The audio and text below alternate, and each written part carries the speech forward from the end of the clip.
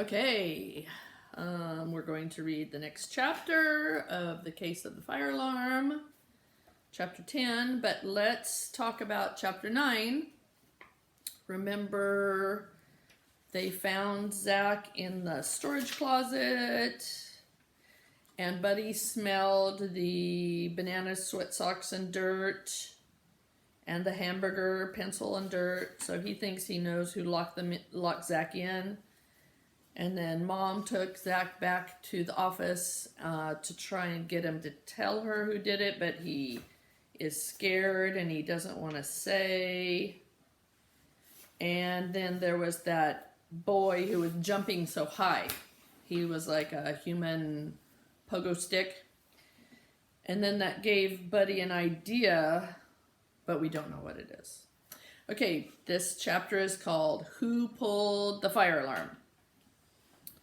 I remember now where I smelled the banana sweat socks and dirt scent and the hamburger pencils and dirt scent.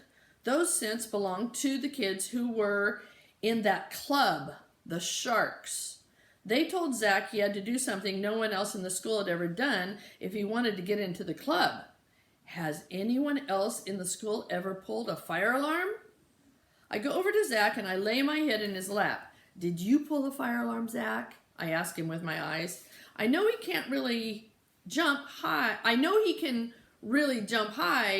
And I saw him on the playground. He jumped to the really high bar on that climbing toy. Could he reach the alarm if he jumped? Are those boys afraid you'll tell Mom that it's their fault you pulled the fire alarm? I ask. Did they lock you in the storage closet to warn you to keep quiet? Zach is looking everywhere except at me. You should tell Mom if that's what happened, I say, snuggling deeper into his lap. Buddy must like you, Zach, Mom says. You can pet him if you want. Yeah, you can pet me if you want, I say. He touches my head, then pats me gently on the back. If you don't want to tell me how you got locked in the storage closet, maybe you can tell Buddy, Mom says. He's a good listener. Zach's hand starts to shake a little. I think he wants to tell me what happened, but he's afraid. I lick Zach's hand. Mom's right, I am a good listener. Zach looks at me. Some second graders locked me in the closet, he says in a small voice. They did it because they didn't want me to tell anyone about their club. What club is that? Mom asks. Zach swallows. The Sharks. You have to do something no one else in the whole school has ever done to get in. He pauses. So can you guess? Pulled the fire alarm. I knew it. Mom draws in her breath. I see, she says, sitting back in her chair. I'm glad you told Buddy and me. Zach bites his lip. Am I going to go to jail? No, Mom says, but I'm going to call your parents, and I'll need the names of the other kids who are in the Sharks, too. We need to talk about the difference between a good club and a bad club. Don't you think the Sharks is a bad club? I think so. Mom moves my pillow out of her office and sets it next to Ellie's desk. Lie down, Buddy, she says, pointing to the pillow. I lie down. What's going on? I say. But Mom and Ellie are too busy moving chairs from Ellie's office into Mom's office to answer me. Mrs. Argus, the kids from the Sharks, and some parents come in. They go into Mom's office and Mom closes the door.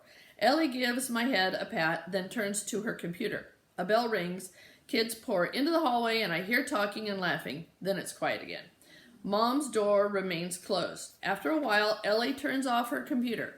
She knocks lightly on Mom's door. I'm heading out, Sarah, she says to the closed door. Buddy is sleeping on his pillow. Would you like me to bring him in there with you, or do you think he'll be okay out here? He's fine out there, Mom says. I'll see you tomorrow, Ellie. Thanks.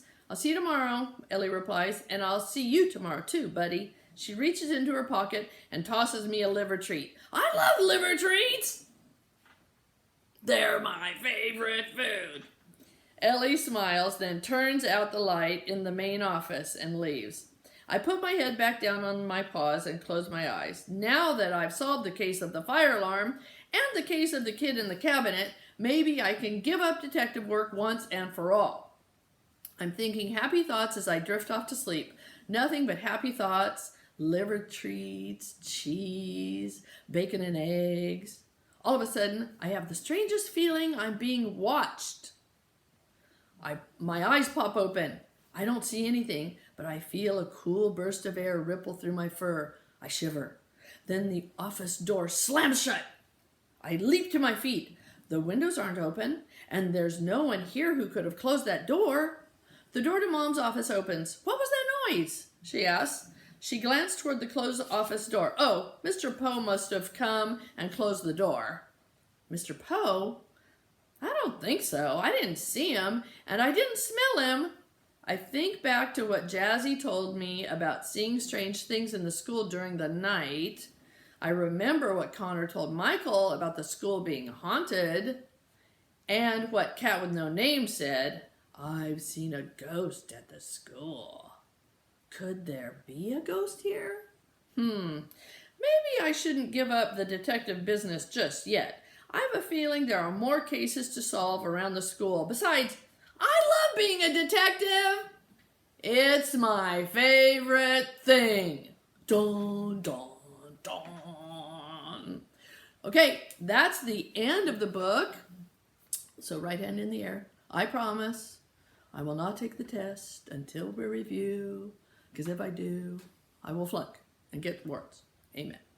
Okay, so I'm going to review the book tomorrow with a couple students, and then I'll put it up on the YouTube, and then you'll be able to take the test. And then we'll start a new book. Okay? Okay, bye-bye.